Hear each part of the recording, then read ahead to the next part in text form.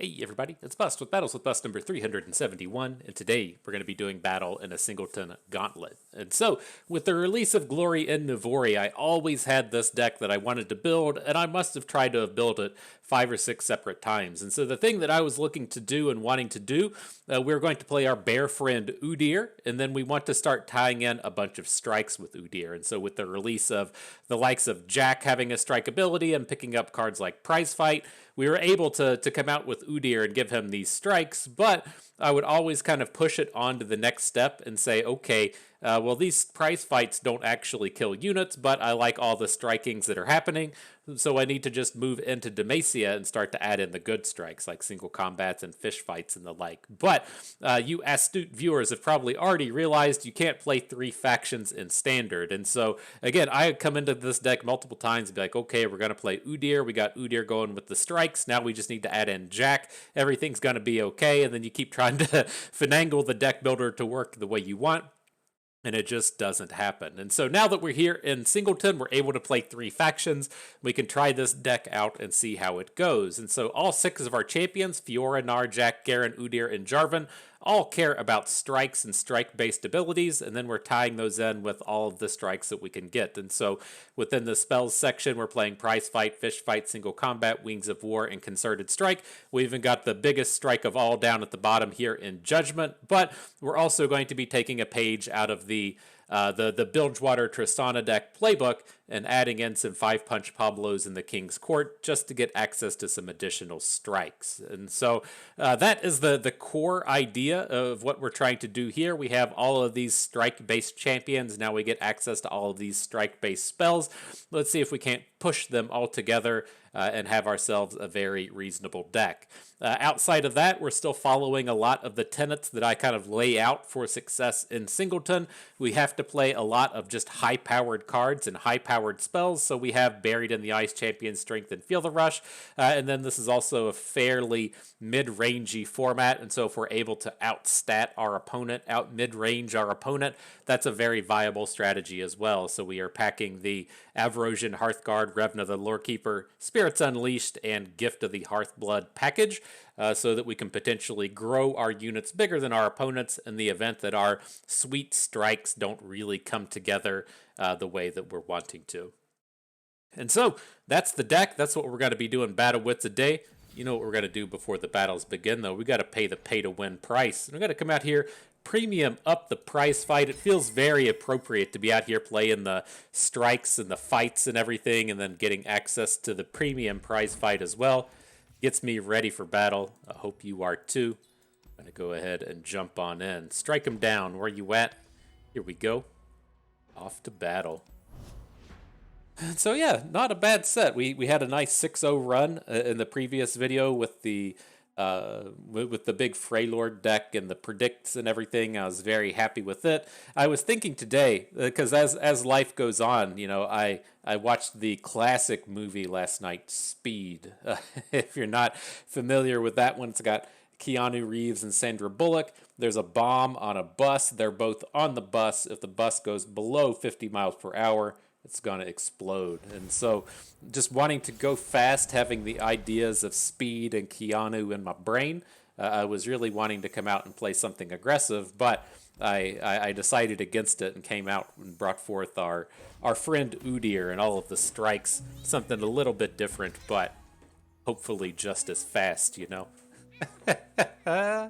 It's a classic movie. It's classic. And the thing that I never really realized with the movie Speed, and that I really kind of caught up with last night, it's something that you see in the early Fast and the Furious movies, as to where they don't just CGI everything. They have like actual vehicles out there, and they're actually doing the live stunts with all of the vehicles and everything.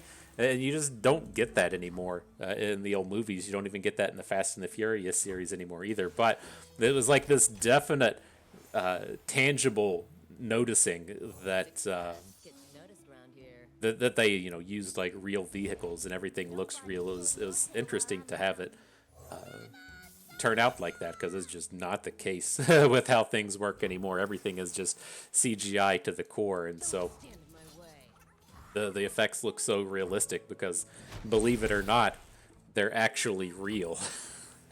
It's crazy, isn't it, huh? And so, interesting spot here. Do we want to come in and take down this Rock Bear Shepherd? I'm just going to let it go. It's something that's a little bit dangerous to just leave hanging around, letting the opponent try and chop down the counters on the Sun Disk a little bit faster, but I think it's okay if we can just come in and build up some board. The less okay thing here is just our complete lack, our complete lack of things to do. I don't think we want to cast any of these spells before we drop Zap, though.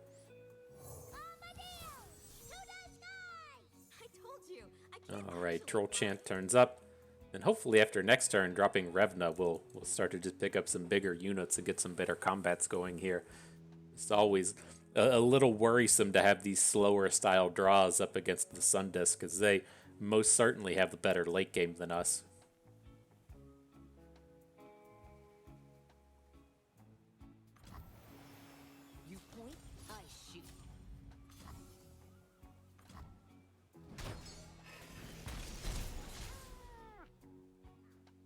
All right, see what we can do. It's tough having all of these now 2/1 units as we're facing down 1/6s, and so I wish we had a way to kind of get in front of that, but it is what it is. Everybody will start to grow shortly, and hopefully things will turn around. I mean, none of his champions are close to leveling, so that makes me feel safe. Interesting.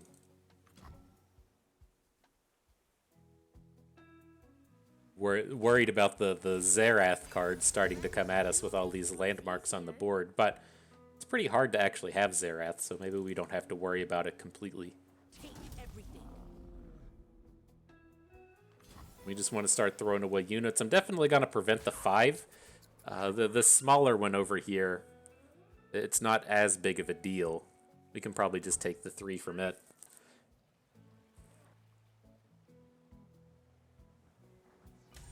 I mean, realistically, we could probably take all of this damage on the round. The opponent's not going to kill us with damage, especially with what they have on board. But we're about to start running out of space on our board. Revna comes in. Jarvan's here to party. Okay, we can work with that.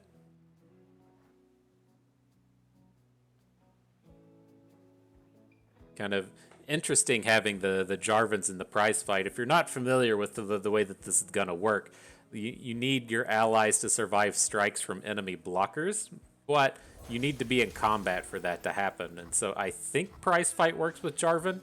I think it kind of works like Impact. I'm honestly not entirely sure, but we'll find out. Look at that big boy getting in there.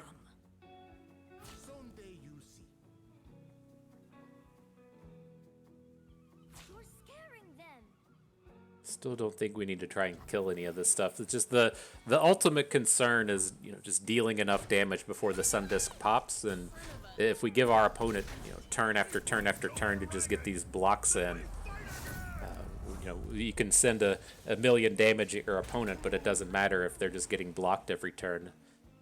That leaves me in a spot worried about the Sun Disk, but I think it's okay for the moment. We have the buried in ice into Golden Aegis if we need to, and so a lot of potential there. Now with this Nasus coming on board, I would like to just go ahead and try and take him down, but we can't quite get out in front of this. I was looking to maybe just Brightsteel Protector, but it's too slow. We can go into the next turn and try and Cataclysm him.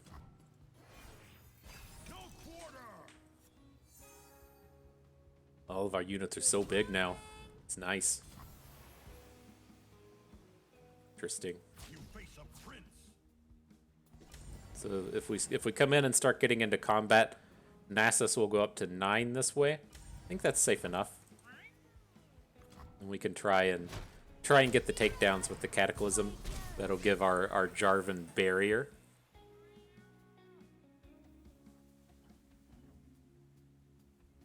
I'm trying to think if we want to start trying to prize fight any of this stuff. It's like we're pretty close to we're pretty close to getting kills with like prize fights and brashes and rallies, and so there's definite potential there.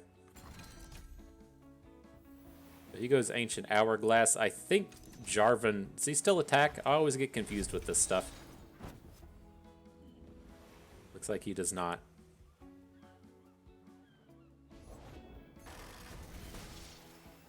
Right, he's going to take 8 off of the Sun Disk. Still not enough to flip it.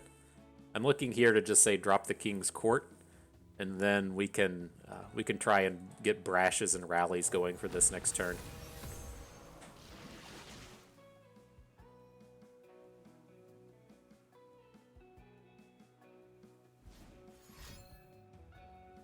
It's kind of interesting.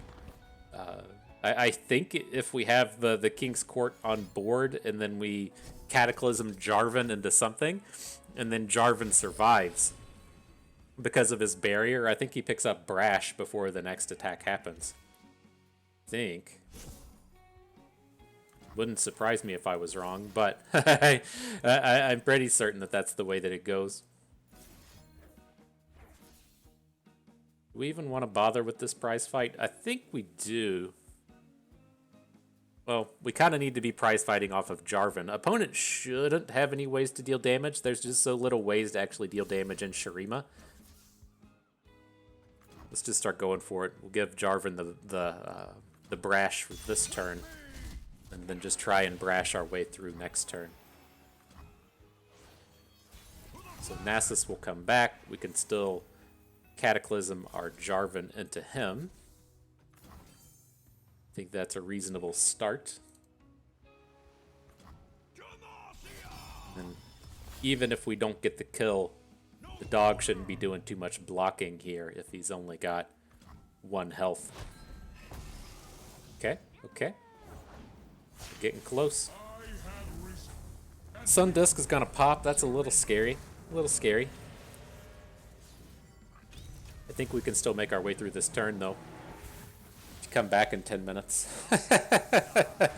Come back in 10 minutes after the video's done. If we're gonna talk about speed, I guess we gotta talk about the Sun Disk movie as well. Alright. So Azir is on board. Now, it's like I'm just looking at this in terms of what if we say Bright Steel Protector, we can give Jarvan... Well, we can just start prize fighting everything, right?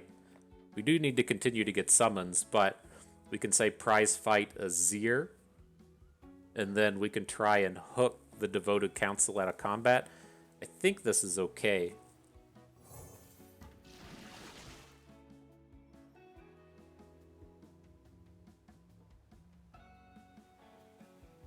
See how opponent spends that mana. If they just add like 1 unit to the board.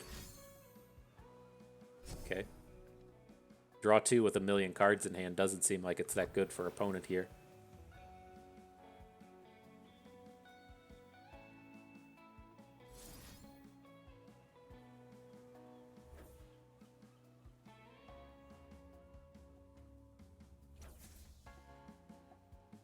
Now it's like I kind of think I just want to hook the Azir with Fiora instead of the Devoted Council. So I'm gonna switch it up.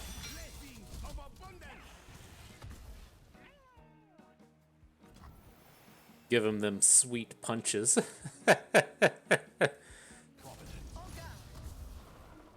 Alright, I'm just gonna go ahead and send it. We do have this Bright Steel Protector in hand that we could use to try and protect Fiora in the face of Azir, but like I don't really care about Azir making it through these battles. Ugh. That's annoying. That's annoying.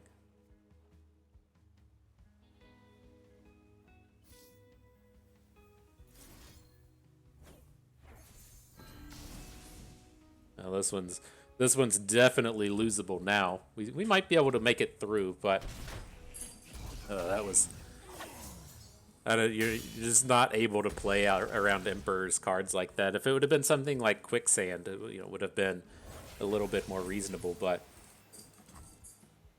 it is what it is. But I think we're still reasonably far ahead. If he tries to go too big on board, we can just come at him with Buried in the Ice. This is might be a reasonable just Buried in the Ice as it is right now. Then just try an open attack next turn. I don't think I'm entirely into that. Like, we just picked up Gnar. Gnar works fantastically with Prize Fight, so like we can play Gnar, try and Prize Fight something, and then be picking up Pokey Sticks and the like. I think this is ultimately just going to be pretty safe. We didn't give ourselves the time to do that, but I think this is still fine.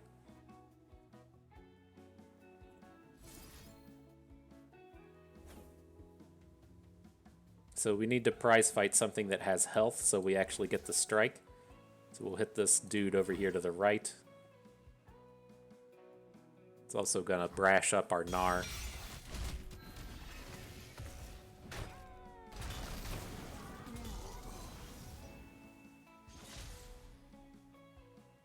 Is it even worth it at this point to hit the Devoted Council? I'm leaning towards just playing the Combat Cook.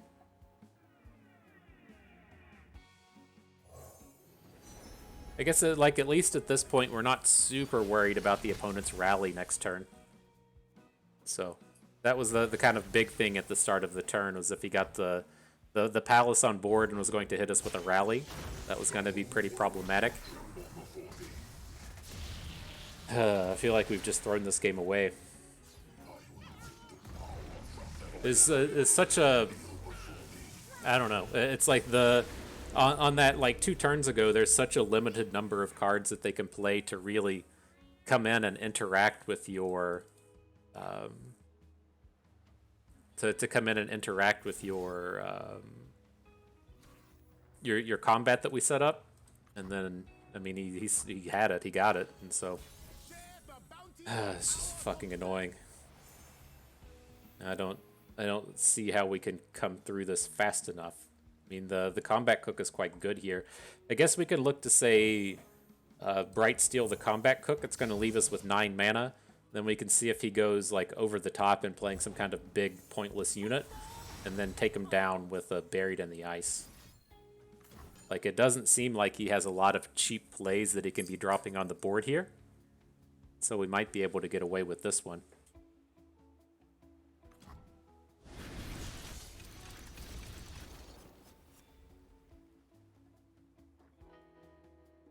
Maybe.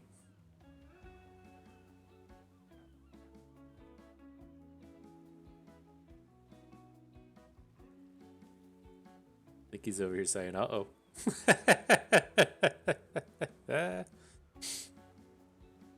So we got a kitty in the mix now as well.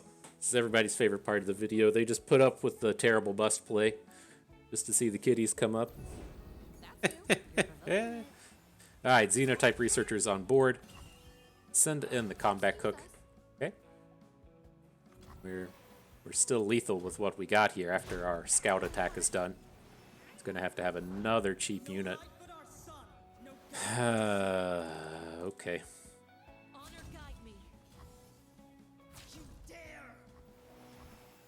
At least it's going to be a few turns before all these units come back, and so maybe we can get something happening with the Golden Aegis.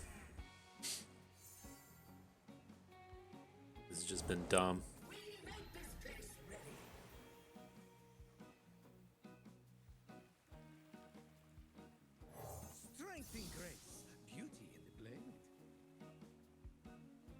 Alright, we got our unit down. Can't imagine he's going to be too excited about getting into combat this round, but maybe he is.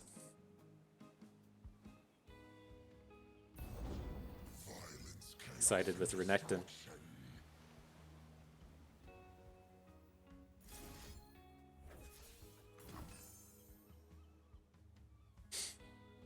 Alright, yeah, I think this one has slipped away.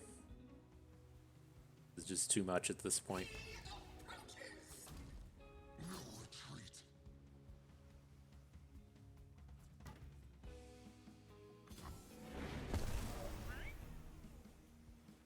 So, I mean, we can prize fight the Renekton and then hook in the Herald of the Magus after this combat, but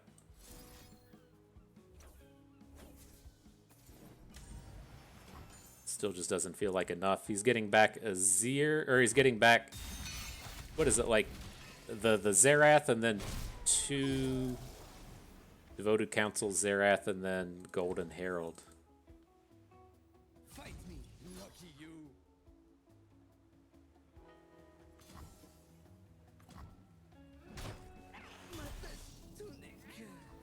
My best tunic. So what's this nonsense? Are we just dead? Okay, we're just dead. Whew, that's tough. I don't know. It's one of these things where I don't know. You can't play around the Emperor's deck because there's just so much like dumb shit that comes out of it. Like just imagining that you have to play around that way for them to have a burst speed unit in the middle of combat's kind of obnoxious. I mean, the quicksand is of course an option. He could have quicksanded a unit and then taken off Brash and gotten a block that way, but I feel like that's the only card that you're reasonably playing around at that point. All right, on to the next one though. Some kind of Demacia number with Samira makes sense as what we should be doing in this world, right? You just gotta jam Samira in there in some way. I was fine to be slow. This format's so slow that I think hanging on to Gnar with a removal spell is okay. And then if we just pick up like a single unit along the way, then we're gonna be fine. And we picked up the Petricite Broadwing here. It's gonna get some work done eventually.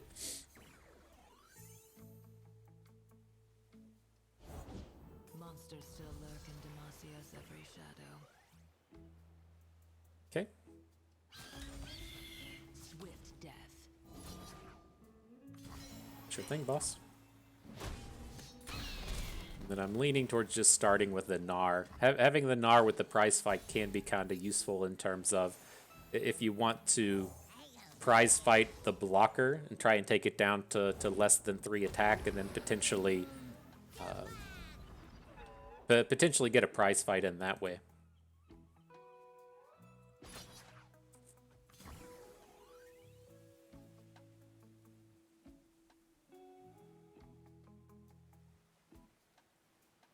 Say your prayers. Opponent goes Ranger's Resolve. Sure. You could still get him, Gnar. You could still get him. So the Vayne will go away. We lose our bird, but don't deal any damage to the Badger Bear. That's fine. And then we get 2 strikes with Gnar, so we're going to have the free Pokey Stick after this. Do we want to go ahead and send the Pokey Stick to face to get Gnar to flip? Kinda on board with it. I don't think we're going to get... Like, it just doesn't strike me as a matchup to where we're going to have a lot of opportunities to take down 1 health units. Like, I'm not casting it on Omen Hawk, and so I think that's fine.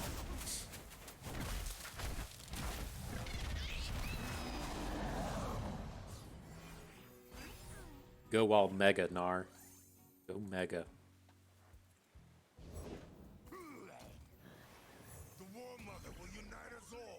Alright, now if we're getting into this mid-rangey stat battle, we're looking pretty good, right? We got the Hearthguard on board to grow everybody. All of our units are just bigger than all of our opponents' units. Second unit we could use in the Gift of the Hearthblood, but I think it's going to be a little slow. I'm going to look to play Jack, load him up with the Barnacles, and then see if we can't make something strong happen from there. Bit of a bummer with Cythria. We still have really good attacks for the turn, but it's hoping to get a little bit better.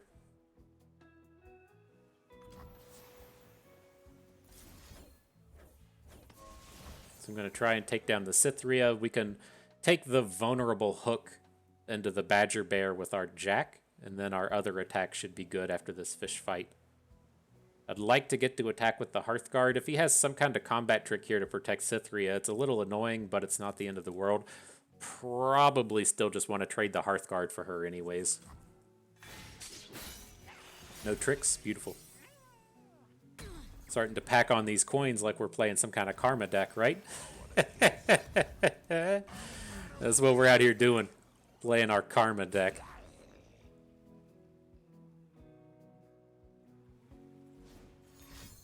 Sure.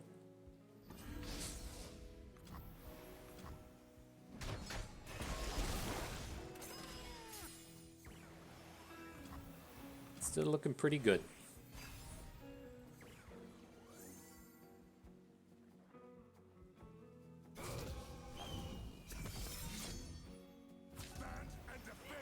Dude brings in Jarvan. How do we feel about that? We can like take him down with a single combat if we want. We're gonna lose all of our units that way though. Otherwise, our plays for the turn aren't that big. King's Court doesn't get a takedown with him.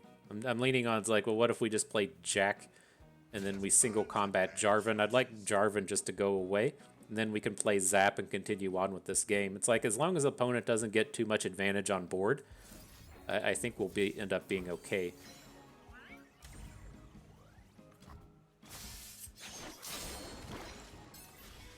So we take 5 damage for the round.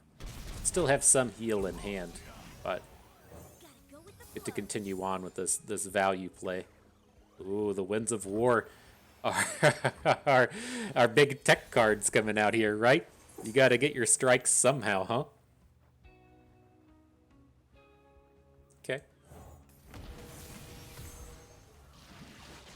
So I'm looking to play the King's Court, then we'll drop the coins to get some real mana back. And then once we have real mana, we can look to Brightsteel Protector our King's Court.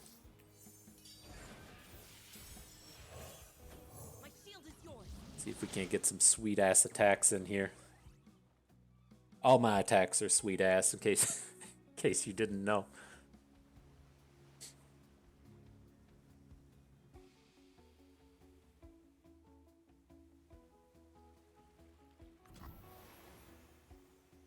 Alright, I think we're going to leave the Barnacles at home. We have enough to do with our mana this turn.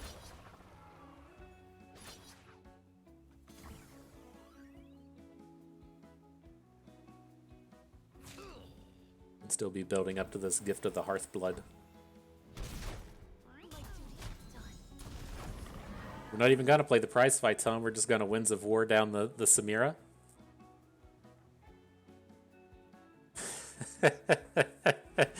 Not exactly the angles I was expecting today.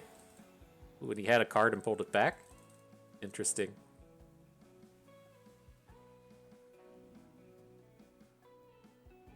Maybe we just take the bank out of this turn.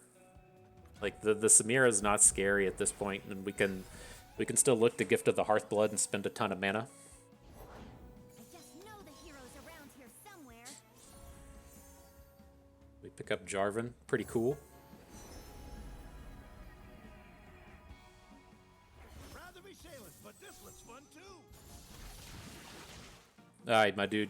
You're welcome to attack with these dum-dums. It's just not a particularly impressive board.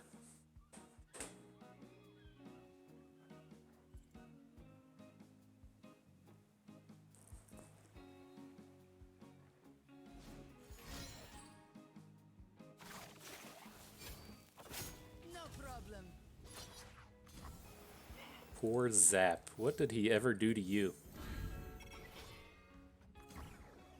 I miss Ranger's Resolve, man. This is a card that we need in Constructed these days. That 1-mana combat trick has always just been so strong.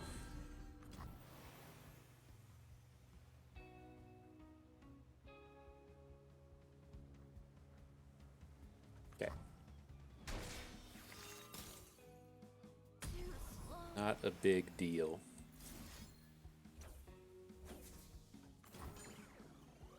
Get into another fight with old Samira here. Should be able to take her down. The King's Court will fall to 1. That's okay. We should get a big Jarvan attack. If opponent doesn't add anything else to the board here, opening next turn with Jarvan gets us pretty close. We kind of need to preemptively brash our castaway if we want to say try and hook Poppy out of combat with Jarvan and then have the 2 brash attackers for 12.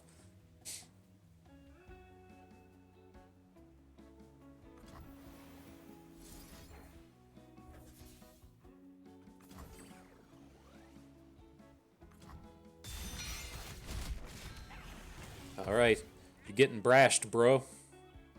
Don't even need the Jarvan to hook Poppy out of combat now, but we'll see. We'll see what comes about.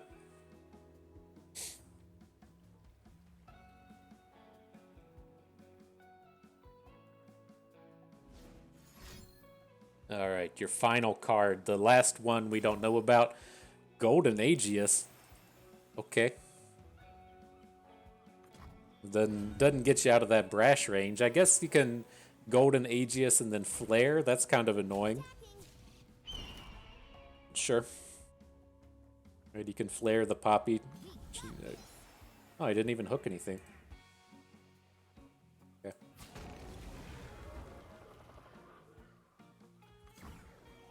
Flare and Tumble. It feels like we're messing something up here, but I guess this is all fine.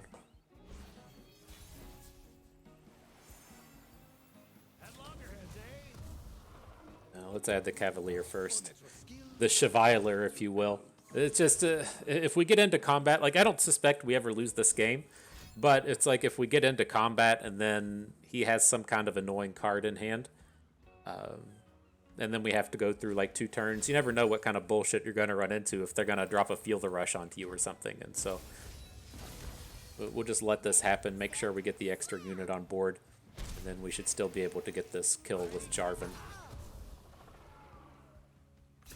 Because now he has to answer an extra card, right?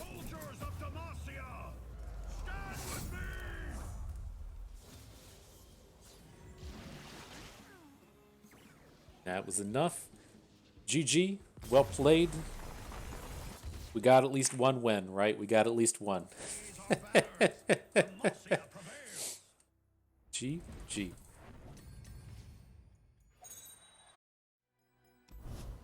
Okay, next battle. Oof.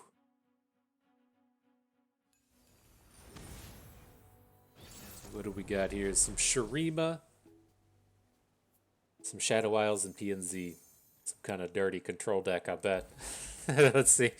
Let's see what turns up. Nothing in that opening hand was particularly interesting. We'll get rid of everything. Just looking for some 2-drops. I don't want to be... This is one of these things I don't want to be playing like tons of them, but we need to have a little bit of something in the early game here. Vulpine Wanderer is fine. One of my all-stars of the format, just does so much.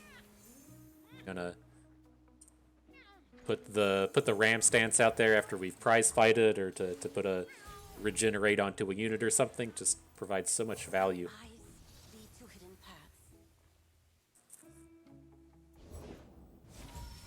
Not against a Chronomancer though.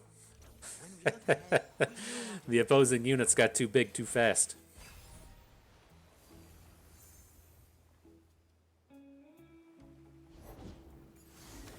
Seeker Keeper, I dig it. I dig it. So we do have a nice, mid-rangey start here. We have the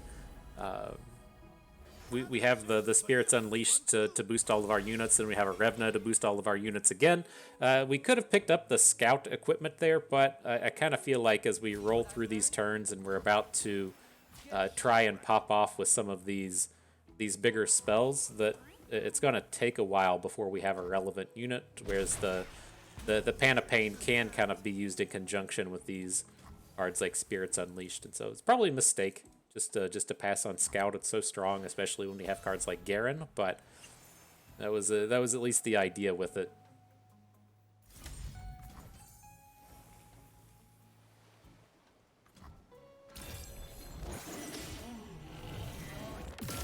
All right, our dudes are slightly bigger forever. Revna's gonna come down and make them even bigger forever.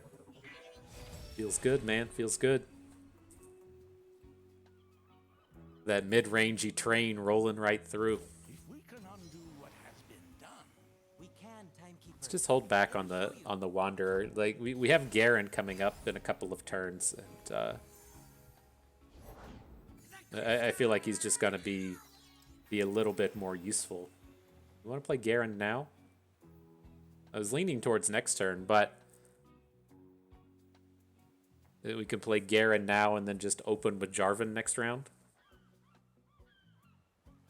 Like we're not particularly concerned about any of the attacks the opponent's going to be making here, but we do have a lot of just really high valued units to be dropping in. Okay, and then the Wanderer is going to keep these additional stats, if you will, given that it's a 3/3. Yeah, it's a 3/3 naturally now, so it's going to be a little big. Time Bomb, sure.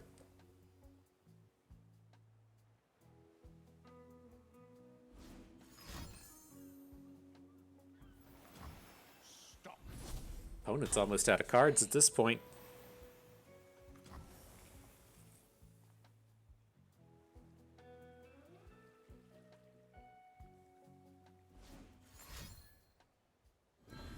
What is this? Is that permanent? you gotta pardon me. I'm not seeing these scavenged camo cloakers very often. Grant an ally elusive and Nexus Strike, draw 1. All right. What's coming at us? It's coming at us.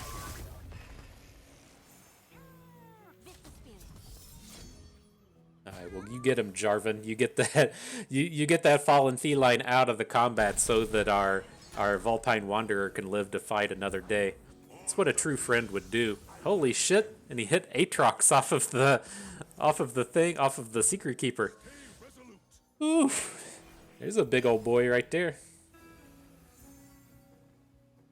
Did not intend on dealing with a giant Aatrox this round, and he just happened to have the equipment to go along with him. Okay.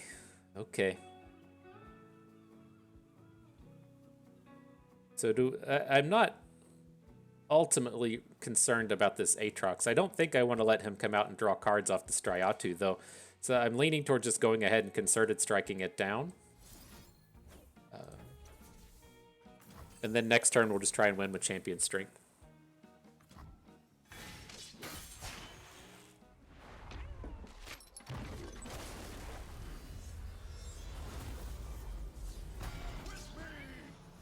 That is not what I was expecting to happen these games. That's wild, right? He's not actually playing Aatrox, is he?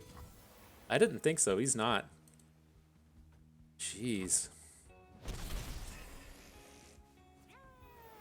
So do we have enough mana to do all of this stuff? So if we want to add Broadwing this turn, we'll bank 1. Next turn we'll be at 9 mana. Or we'll be at 8 mana with 1 banked. And then we should be able to play Grumble Slug, right? That's not right. We only get to Grumble Slug. Be 1 mana short.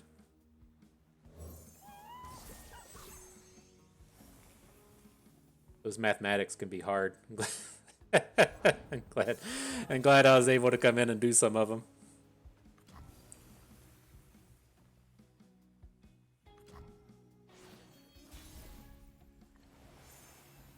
Harsh Winds. I don't think that changes anything. It makes me feel a little bit better going into the next turn, knowing that we can Harsh Winds down Aatrox if we need to, but I don't think we want to be using it this turn. Our units are too good.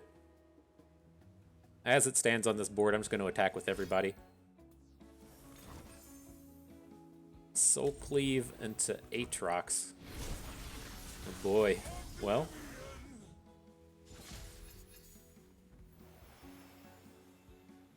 Does that change anything? We can still safely attack with Garen if we want. But I mean, he did just give up his he just gave up his Aatrox for the greater good, I guess. All right. I'm going to go ahead and pass. We could potentially change our mind here. Oh, wow. Okay. Okay. He's coming at us with all the combos today. It's like I ultimately worry if it's like if we attack with Garen and then he has a way to kill him, we're gonna lose out on the rally that we would get next turn. Just too easy for him to have like a Mystic Shot or something. I don't want to get too involved with that. I think I know we're really close to dead, but I think we still have a pretty reasonable spot here to where we can pop off a little bit.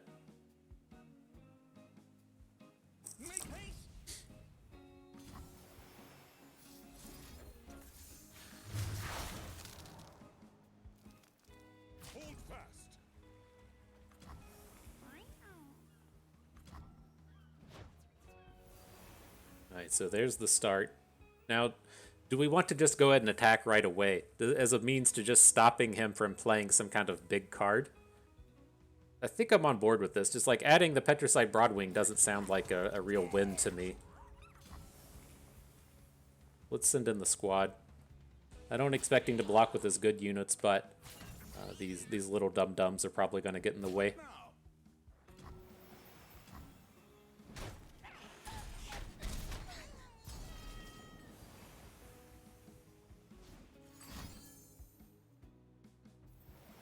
Sure.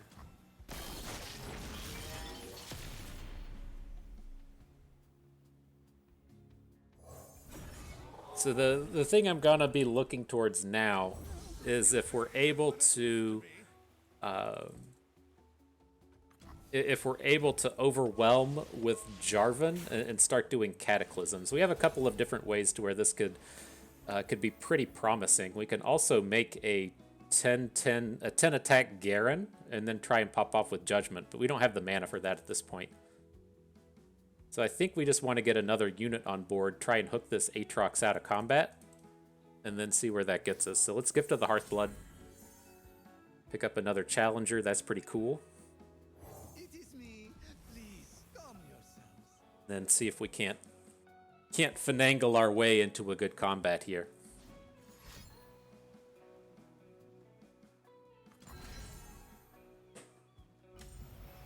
Okay. Too beautiful to live. That makes it a little bit more challenging.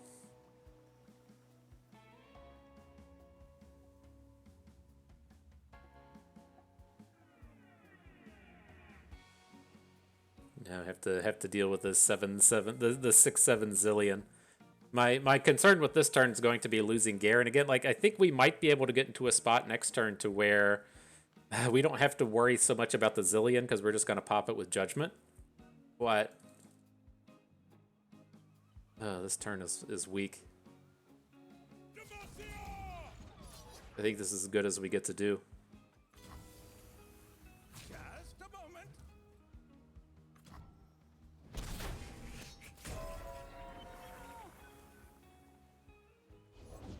Echo, you were supposed to be here. Echo turns up. Said that yesterday. Good one, Zil. Another fantastic target for a for a Judgment. So let's see. Let's load up. How do we want to do this?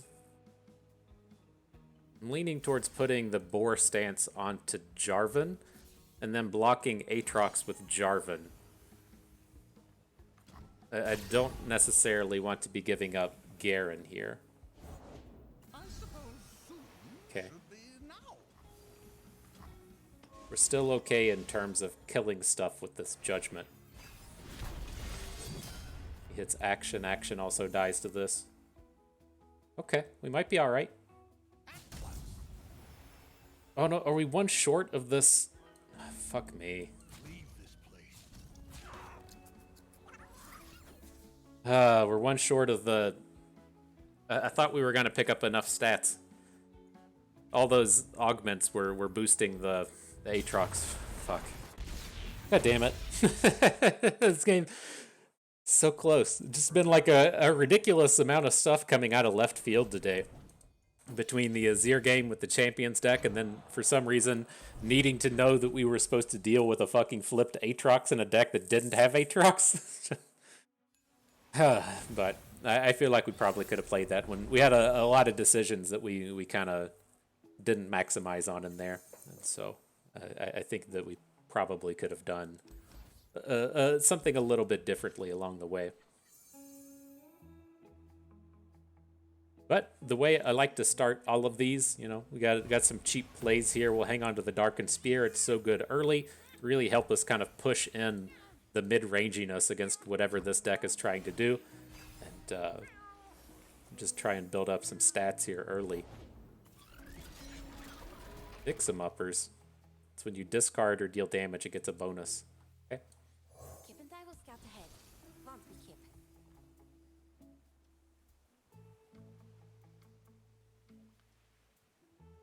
I wasn't really wanting to get the hired gun involved with this weak unit. We'll see if something a little stronger comes up along the way. So I'm going to load up the Darkened Spear first, give him a chance to play a card, and then we'll follow up with hired gun next.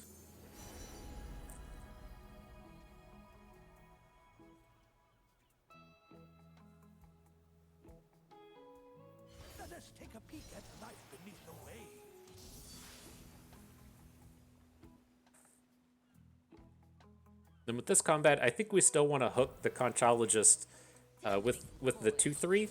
So if he does have a discard here, if he has something to turn the Fix 'em Uppers into a 3/3, we don't lose our Vulpine Wanderer here. We still get to keep both of our units.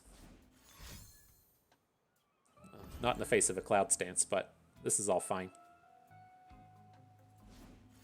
And the discard. Oh my goodness.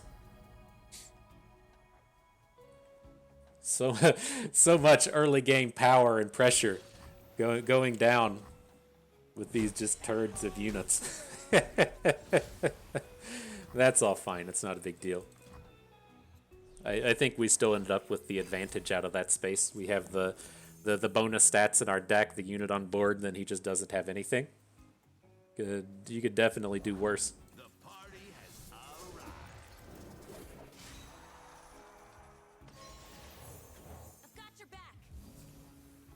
This should be enough to shut down Draven.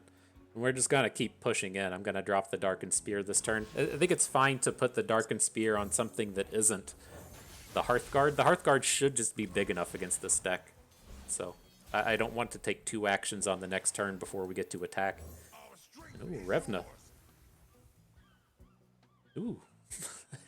you gotta get excited when the Revna pops up.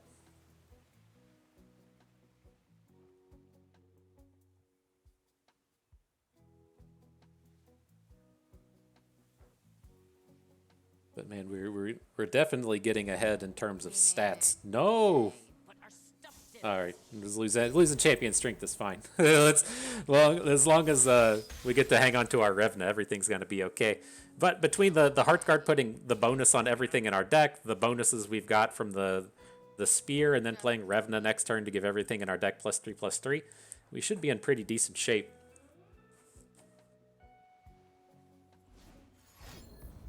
If we're getting ourselves into a stat-based battle here, we definitely have the stats.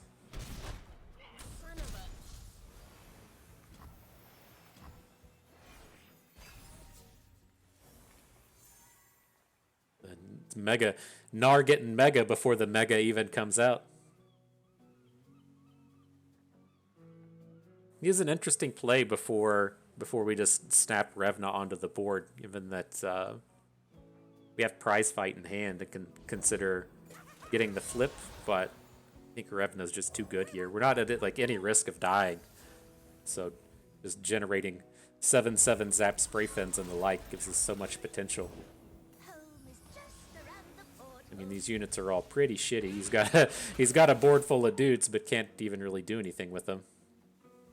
Watch and learn. I'm just gonna prevent all the damage that we can. As long as this game drags on, we're gonna be completely okay.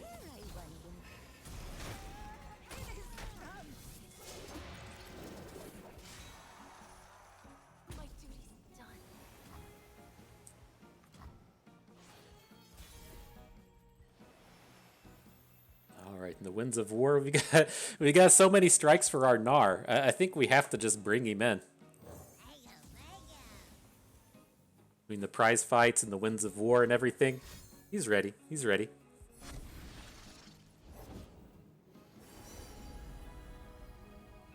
Constellations are stories in the sky.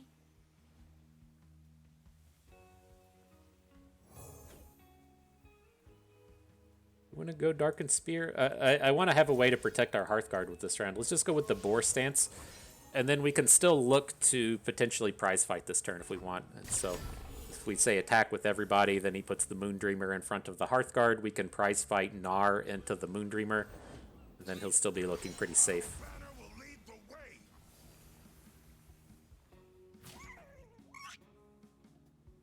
Oh shit, we don't have any prize fight mana. Oops. It should still be okay. Like, he could block with the Moondreamer, we just wouldn't get the kill, and then we'll heal at the end of the turn. But I thought we were going to have prize fight mana. Mathematics aren't my strong suit, you know? It's not the easiest thing to do.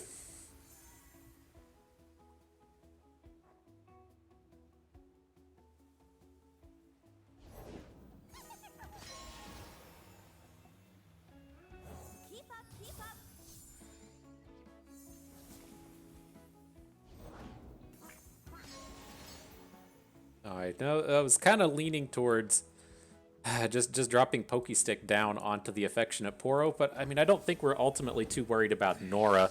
Let's give him a chance to come out here and spend a bunch of this mana and see how bad it's actually going to get.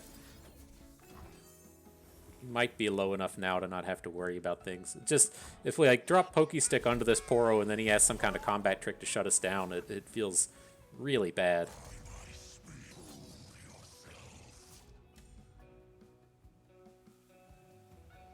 This doesn't feel bad though, this is fine. Time to get crazy with Udyr. That's what everybody came here to see. Let's see you go nutsos with Udyr.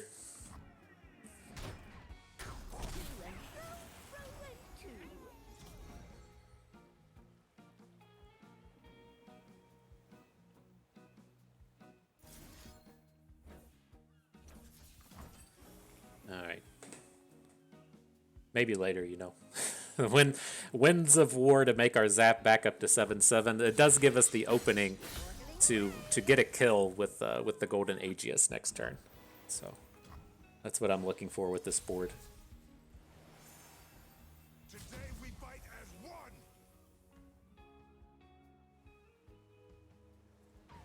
They say that's enough. GG. Ooh, okay. A little, not as close as the last one, but a little bit closer than I wanted it to be. But I think those stats that we generated were going to carry us through at the end of the day. Right. Alright, next battle.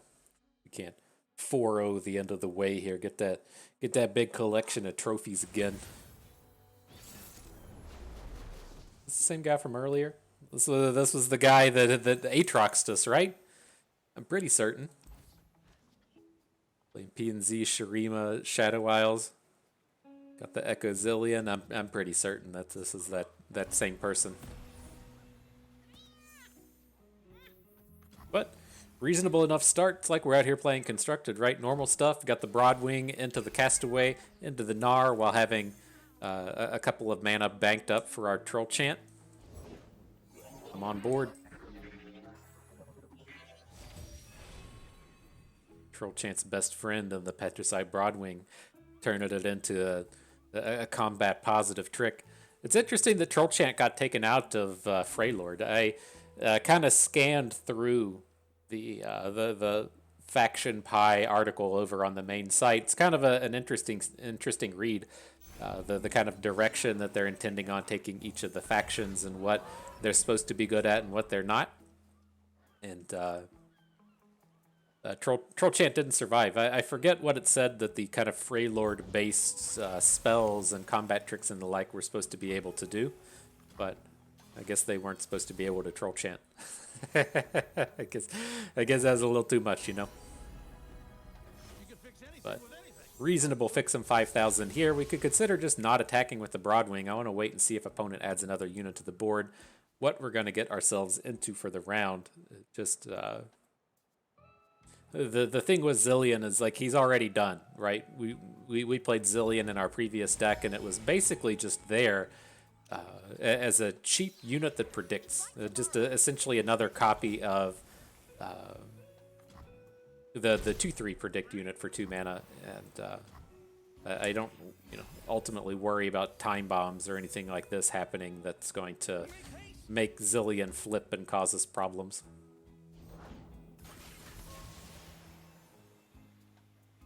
Darken Harp rolling in. He's been real annoying with that thing. Real annoying with that thing. I think we're just going to take the damage from it. I'm leaning towards just adding Gnar, but I mean, Gnar, he's not that great in the face of this board. Let's add Combat Cook. I'm not making the same mistake this time. We'll definitely pick up the scout equipment. I feel like that was our problem there before. I don't know if we would have had the time to really pop off with the scout in that game where they just dropped Aatrox on us. I might be mixing things together. Things get tough to remember when you're playing. It's like basically a bunch of draft decks back and back against each other. But I think I feel a little better having the scout equipment this game.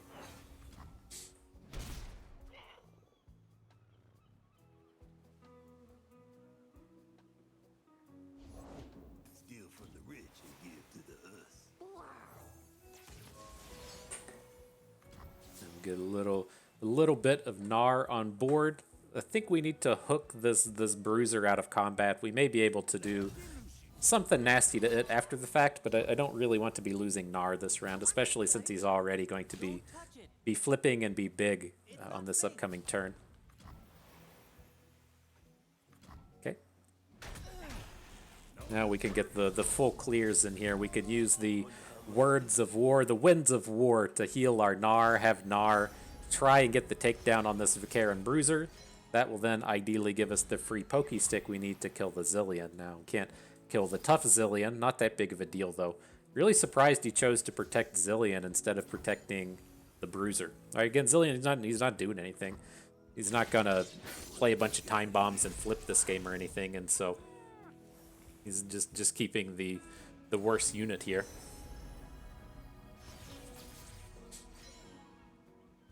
Then we lost our Gnar. That was a bit of a whoopsie. So I just assumed that Gnar was going to kill the unit and not die. Not the case. It's not what happened here, but I still believe in the work you can do, my friend. Oh man, look at that. The camo cloaker. We haven't given it any respect, but man, that thing has really come through today and given the opponent a ton of cards.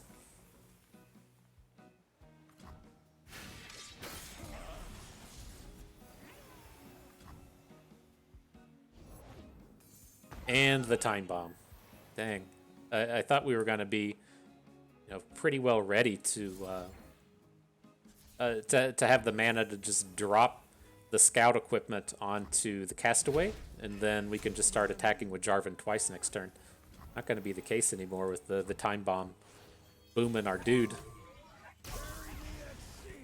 But let's see if this Fiora can't cause some shenanigans. We can load her up with the upcycled Rake or with the Fixin' 5000, however we want to go about this. The positive thing with the Rake is it does let us threaten lethal. So if opponent doesn't play any units here, we just have the 12 damage to roll through for the lethal, and then he has to decide, do I want to just die, or do I want to do I want to put units in front of Fiora and give her the fuel for the OTKs? Proud to be sailing, but this looks fun too. Let them each try me. Ah, deploying that double damage, huh?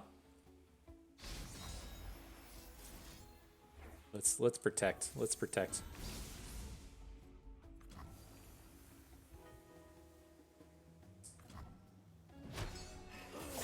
Trying to be mean to Fiora. Not cool, dude. Not cool. Hold back.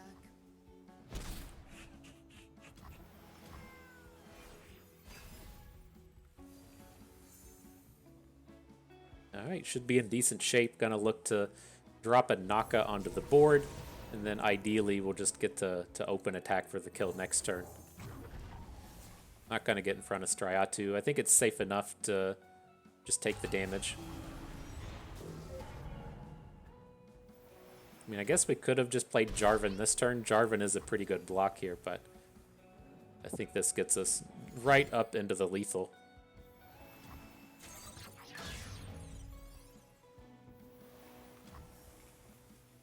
Got that. The way we need to be trying to pull this game off is going for the Fiora Judgment combo, right? just smash in that giant OTK. That's what we should have been doing.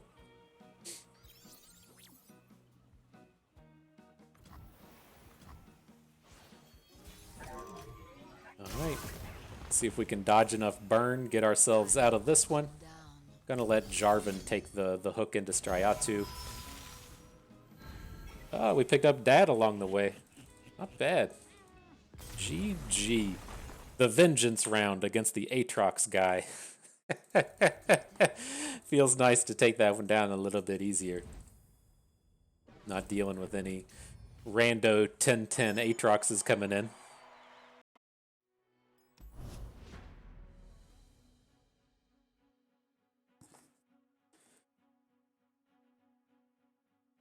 See if we queue right back into that one. Make it a best of 3. excited. We've got a lot of exciting best of 3 coming up. There's another Ruthless Rumble coming up. Ruthless Rumble will be here this upcoming weekend, I think. The gauntlets rotate weird, right? Everything typically rotated on patch day, so the patch notes would come out on a Tuesday, and then the various things would happen on Wednesday when the patch dropped. But Gauntlet has this weird thing to where it rotates on like Sundays or Saturday nights or something. I don't know if that has to do with if that has to do with the open tournaments and wanting things to line up with it, so that it used to be a problem. I don't know if it's right to call it a problem. It was a definite annoyance for me in the sense that they would have the last chance gauntlet that was on like a Thursday, Friday, Saturday, Sunday, or a Friday, Saturday, or Sunday or something. It's kind of like the weekend kind of event. But then there was no best of 3 from the end of the gauntlet into seasonals the following week. And they, stopped doing it that way. And this way is just leagues better. I can think of literally no downside with the new format compared to the old one. But I'm curious if that kind of oddity with the timing has to do with the incorporation of the monthly events. Patience, cautious, and What? this is our way. Into battle here against the Little Mermaid. Things are going good. Got all of our sweet units on the board. They aren't really doing anything. I don't like. We're in kind of a jam here. I don't want to drop any of these units on the board, but I want to keep putting stuff down since we have this curve to where we can just play all of our dudes, and then next turn we could play Hearthguard, and then on turn 6 we can champion strength. And so have to kind of maneuver just a little bit in terms of dropping these cards when we don't really want, right? We kind of want to pick and choose a little more what we're going to get to hired gun. But oh no, I think this is okay. Nice little chunk of damage coming through.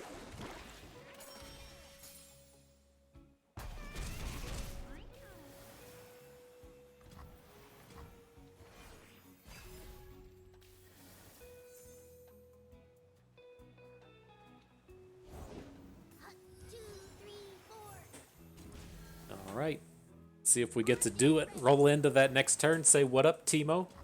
Here's a champion strength. What do you think the percentage chance is opponent is going to hit our Bright Steel with a flashbang trap next turn? Now, you're probably out there doing math and being like, hey, it's like a 2% chance bust, but no, it's actually much closer to like 75. And so let's see if it comes in. Oh, there's the animation. Oh, so close. 1 unit away. 1 unit away.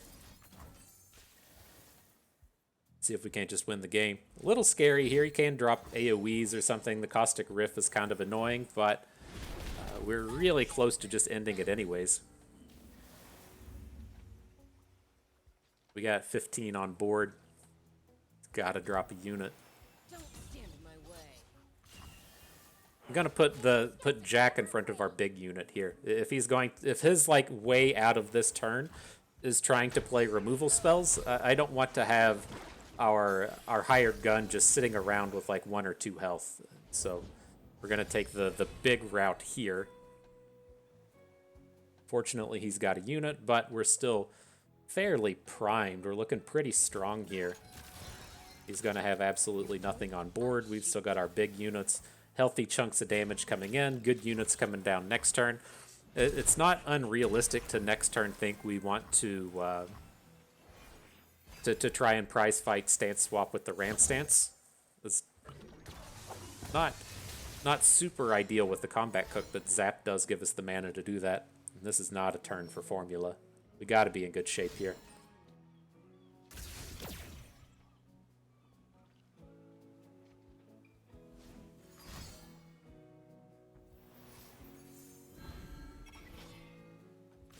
Alright, so we'll protect through the heavy metal.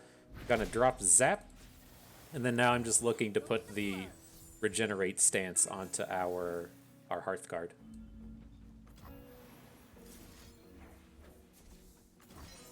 See if that's enough to take it down. Do we want to open attack next turn? This is like one of these spots to where if he has a get excited or something, he's able to take down the zap, and he's still, kind of in the game. I think we want to add units here. Like playing Bilgewater P and Z, we shouldn't have to worry about big board clears coming through or anything. So it's just like if he hasn't had units to play up to this point, like what's he going to do? Play a 6-drop? We beat a 6-drop super easy, and so I think that was relatively safe to just kind of go in and not go for the open attack.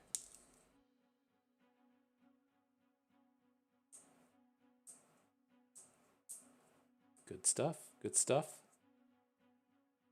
Whew, the battles continue. We got to unlock all those chests, We're pretty close to finishing off the reward zone for the gauntlets, whatever that reward path is called. I don't know how far along the people are. It's real hit or miss. Like if you kind of follow the LOR Twitter community amongst a lot of the high ranking players. I think I was seeing where it was like Grandpa Roji hadn't bothered with any of the gauntlet path and was like really struggling to pick up the buys for the buys for the open event, and you don't have to play it. And Grandpa Roji, I think that's who it was. If you're not familiar, he was a Worlds competitor in the previous season. Fantastically strong player. Not trying to imply that he's not capable of of managing through the gauntlet path, but a lot of people would consider it to not be worth their time, especially as a lot of the formats kind of don't revolve around standard. It's very believable to think that their time is better spent just grinding the ladder or playing with people off of Discord or something.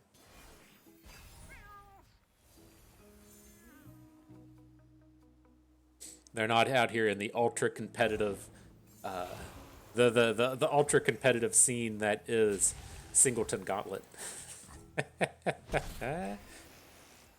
Oh man, that reminds me. I saw a Reddit post the other day, and it was someone basically saying that Eternal should not be touched. It should be the place where cards go and are never nerfed. And I was like, no, that is not true. It's like it might be okay right now when people aren't out and about like trying to really mess with the meta and determine what the best decks are. You get like a week into an Eternal format that Riot just kind of said, yeah, we're not going to edit anything. It's going to be a shit show and it's not going to be super fun. Like I played a ton of Hearthstone, and I played a ton of Wild. That would be the Eternal format in Hearthstone, and it was super degenerate. And so you do kind of think it's like, oh man, I've been playing in this casual queue in the Eternal format, and I get to play these kind of like bonkers decks. And then if you're not familiar with things like Barnes Yasiraj, that's what is really running through the queues in Eternal. And just that kind of idea and concept doesn't apply there.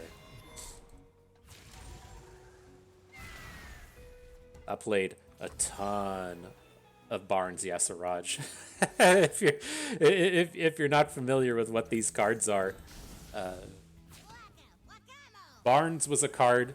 It was a 4-cost card that was a 3/4, but when you played it, you got to put a copy of a unit from your deck onto the board, and then Yasiraj was a 10/10 for 10 that at the beginning of your turn would summon a unit from your deck. And so you only played like 4 units in your deck, one of them being Yasiraj, and so then like 25% of the time you were just summoning 10/10s on the 4th turn of the game that were then resummoning itself because it pulled out the copy and then it summoned out the 10/10, and that 10/10 summons out those other good units in your deck.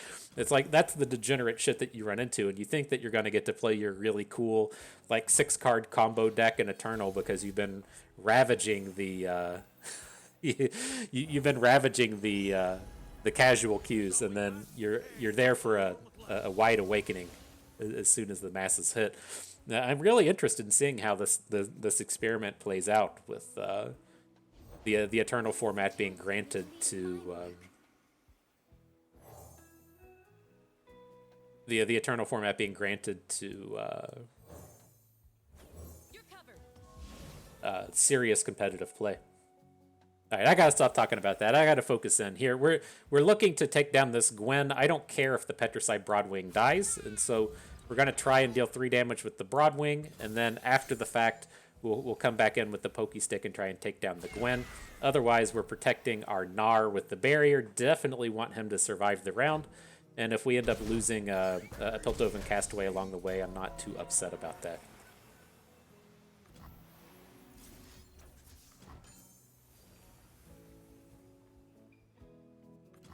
Got a Darken Halberd. I was not paying any attention. I gotta, I gotta cycle back into this. You're talking about games that are, of course, extremely relevant in Hearthstone Wild formats from like 7 years ago.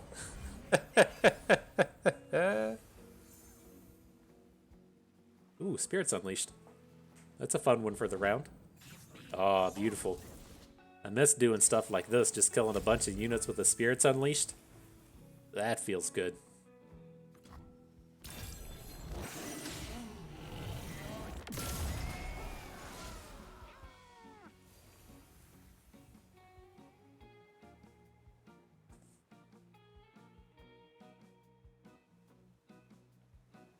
So how are we going to take this down from here? We're not going to lethal next turn, right? We have plenty of time that we're going to have to kind of cycle through this game. And so I'm kind of intent on just getting Jack on the board. I think just having the big unit is going to be a little bit more effective than trying to get...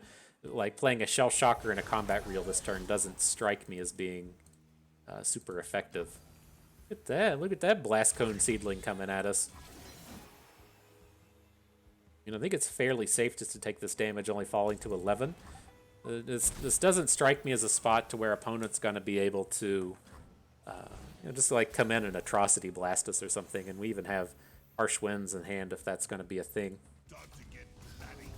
Now that we picked up Champion Strength, we'll just try and win the game next turn.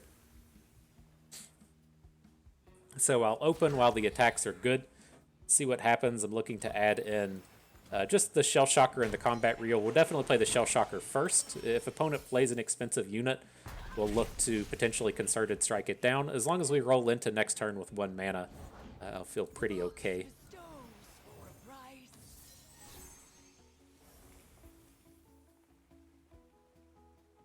Not worried about the Keeper of the Box. Lead the way, Book. Hey, you've been following me. All right, well, we'll take that one down now. Strike with Jack first to get that sweet, sweet coin into our hand.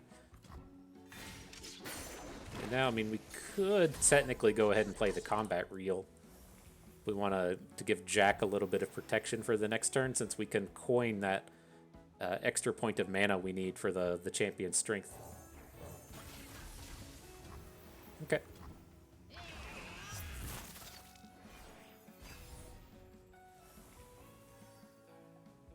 What up, Pablo?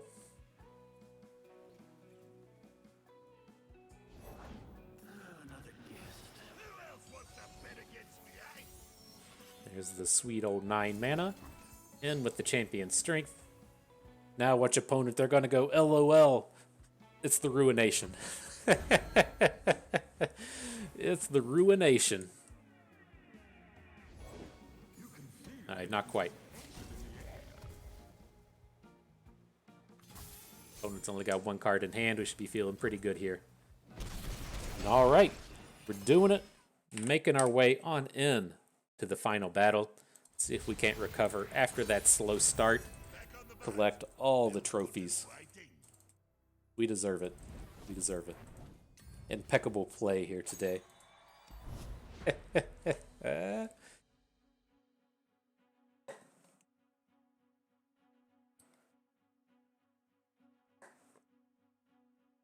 But yeah, I'm really interested to see how the next month goes with the release of the variety set, and how much impact the variety set will have on a format like Eternal. You know, is the format is much larger if you're looking towards a format like Standard. Standard has I don't know, like 200 cards in it. You add 10 cards to that, then that's a fairly impactful event. To where if you're only adding if you're adding, how many cards are in the game now? Like 600? Adding 10 cards to 600 or so isn't nearly as big of a deal.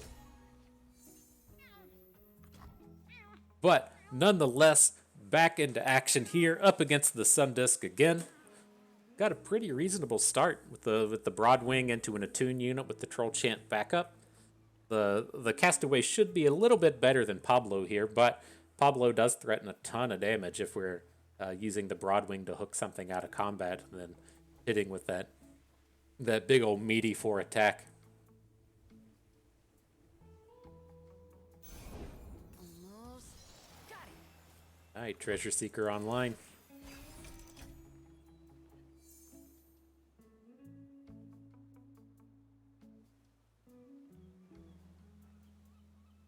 King Jarvan coming at you. Come for the king, you best not miss. King James playing tonight. I'm excited. I don't talk too much about basketball, but LeBron James means it's playoff basketball time, and I got to pay attention and stuff. And so I'm definitely excited to follow these games. It's been a bit of a pain in the ass over the past the past series with Golden State playing the Lakers and then being in everyone being in California. All the games started like 9 o'clock my time, and I was too old to watch any of them. And so having the games switch over to some mountain time in Denver, it starts 7:30 my time now. I actually get to watch it, or at least watch the first half until my old man bedtime gets here.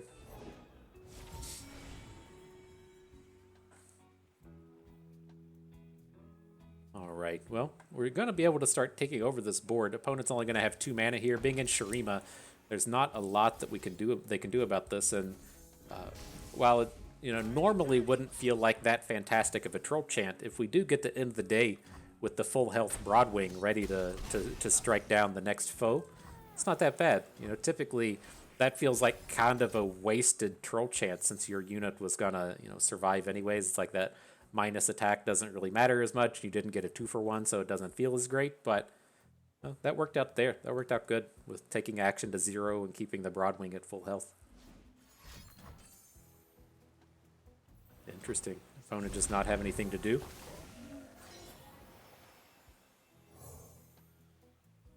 My shield is yours.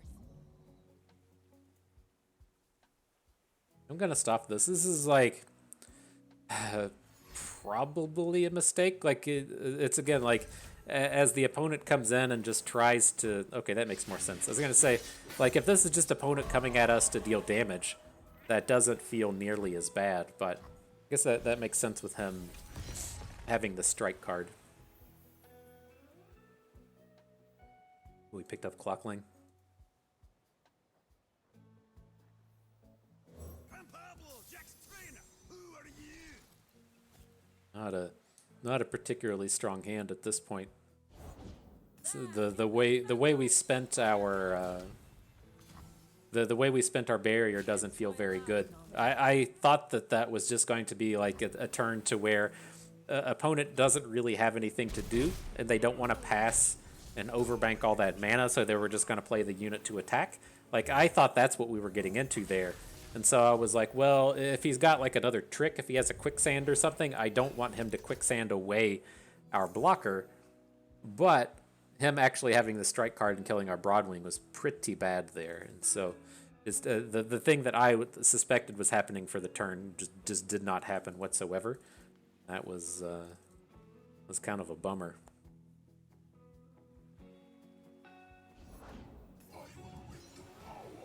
It's a big fucking Xerath. So we don't have to worry about him at the immediate moment.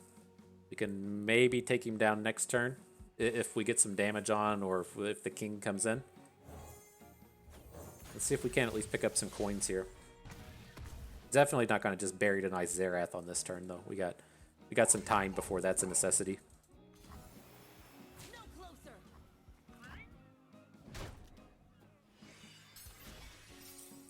Yeah, weak turn, just nothing to do.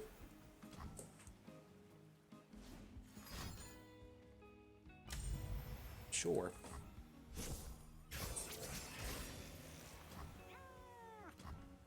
Alright, King. Show him what you can do. How will my people remember me?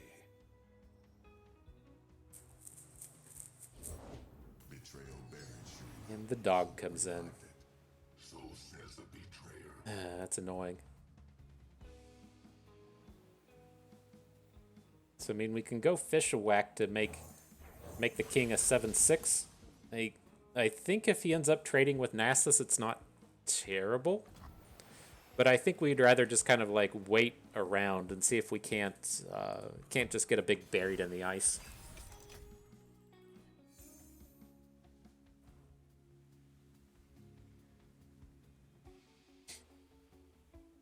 Definitely falling behind now, though. This does not feel good.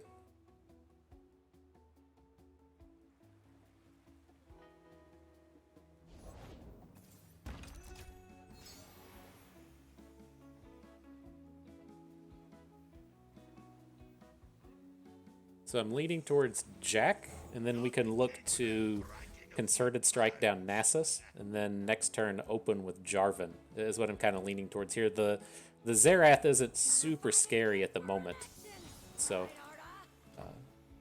we'll take it a little bit slow with him. Like if Xerath pops off the Warlord's Palace, it's not that big of a deal.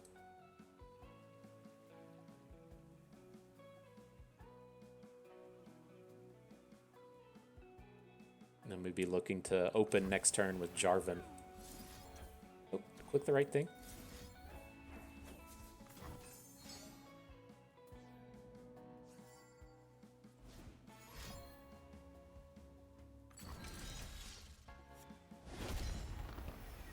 Okay.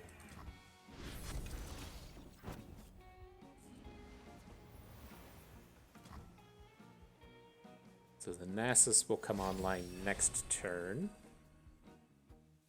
And I think we're just going to look to Buried in Ice, and then 2 turns from, or the next turn, maybe Golden Aegis. It's just a little awkward if we're not able to get Jarvan on board, but like having Jarvan challenge into Nasus doesn't really feel that good.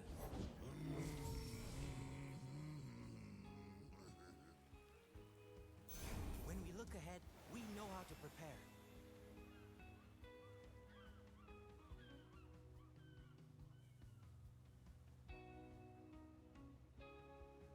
I don't know how I feel about that. I saw the spell start to come in, and I was worried about it being Rite of Negation. And it's like, if it's Rite of Negation, it's not. It's a fairly big disaster. How do we feel about this? Picking up Judgment.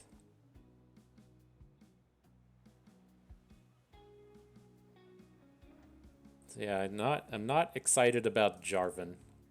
He did just, pick up a champion. I think we're stuck with the Buried in Ice. It's just like, what? Who could he pick up here? If he picks up a Zir, that's fine. Zillion's fine. Renekton has to be one of those 3, right? He's already played all of his other champions. And the King fights them well enough. And then Jack does get to brash attack into some of this stuff. I think this is okay. Drop the Buried in Ice. He's going to get to follow up with the champion, but we should still get to attack. And then next turn, we will have 11 mana if Jack gets to strike. And so we can look to potentially get both Jarvan and the Golden Aegis on board. Clock Hand. I want to kill someone. Okay. Oh, no stopping.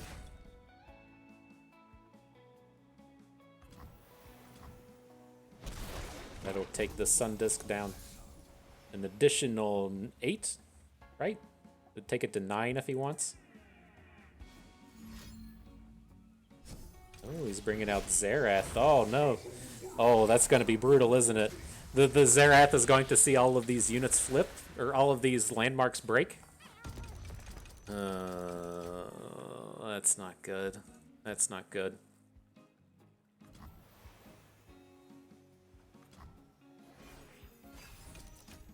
Why didn't he do it? Oh, he's just going to kill him anyways. Okay.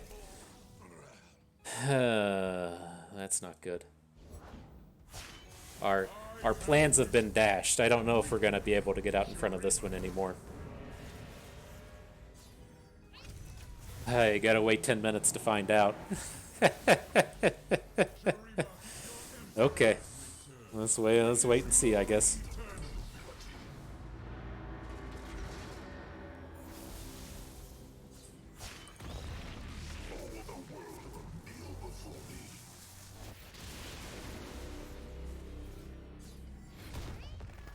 Are we done watching movies?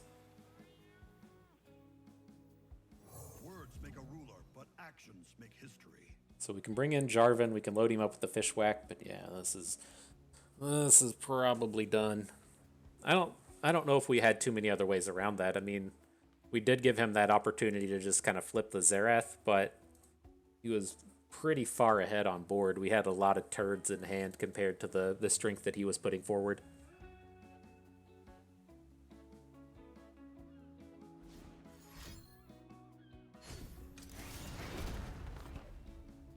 Yep. Okay. GG. So that was rough. That was a rough go. I feel like of our losses today, 2 of them came to the Sundisk, and then 1 was that kind of ridiculous game that we lost to the Aatrox. And it's probably fairly telling that we're just not as strong as we need to be against a deck like the Sundisk. I feel like the Sundisk is like such a kind of interesting concept in this format. I always struggle to think that the Sundisk is any good. But if you're looking to just do battle against a bunch of mid-rangey decks, it is an excellent choice. And so, if you like watch all of our videos in the previous one, we played a fairly similar deck. It had a lot of the same kind of mid-rangey elements to it, but had the predicts to help us kind of go and either pick up things like Feel the Rush or pick up some of our kind of counter spells to really just get that one interaction you needed to stop your opponent. And you have a little bit more opportunity against a deck like the Sundisk. But where I'm trying to go with this is we were talking about the decks that deck is good against, right? It's good against the aggro decks in the format. You tend to just be like slightly slow enough to shut them down. Then it's great against all of the mid-rangey decks. We had a lot of those matchups today to where we just had more stats than the opponent had stats. Like both of us were playing decks trying to put stats on the board. The opponent didn't have as much stats as we did because we were playing Revnas and Gift of the Hearthbloods and the Darkened Spears. And then you have a little bit of game against the like slightly slower control decks. It's not something you want to be battling against all the time, but if you're doing battle up against, say, like the Seraphines of the world, you can still definitely win those games, although they aren't super favorable. And then it's just that, like, once you get a little bit slower than that, then we just kind of lose to everything. And the Sundisk is just like probably a step slower than what you would be running into with all of the Seraphine decks. The Sundisk, lol, the Sundisk does annihilate all of those Seraphine based decks because they can't beat a deck like the Sundisk fast enough. But that's not something that I expect this deck is really going to have a good time against. And so it makes sense that we struggled there as we're running into the late game there and we're holding on to real gems like Winds of War. An opponent has a flipped Sundisk and you definitely weren't aggressive enough to come in and win that game. You really need to get your opponent reacting more. I'm curious if we would have been okay with that turn to where we got blown up by the fight card onto our Broadwing. I don't think that would have even been enough for us to recover, but that's where things certainly started to go downhill. But nonetheless, we got a lot of the cool interactions we wanted to pull off. We got a lot of these strikes in with our Gnar most commonly, but we also got some of these abilities in with Garen and Udyr and Fiora. So we're glad to have all of that come along, even though we don't get to play this kind of thing in Standard. And so, again, it should be, a reasonable enough deck against the aggro decks of the format. I think I want to play one aggro deck in our next video just to get the Legion Rearguard out of my system, and then we'll cut our way back into Standard. But I think these mid-rangey decks are still pretty reasonable, but again, they're going to have kind of a weaker time against the Sundisk. But nonetheless, good set of games. I had fun with that. I hope you did too, because that is going to do it for us today. And so I hope everyone enjoyed the video. Hope you maybe learned a thing or two along the way, and you had a good time watching. So this is Bustin' Weed. Thank you for being here.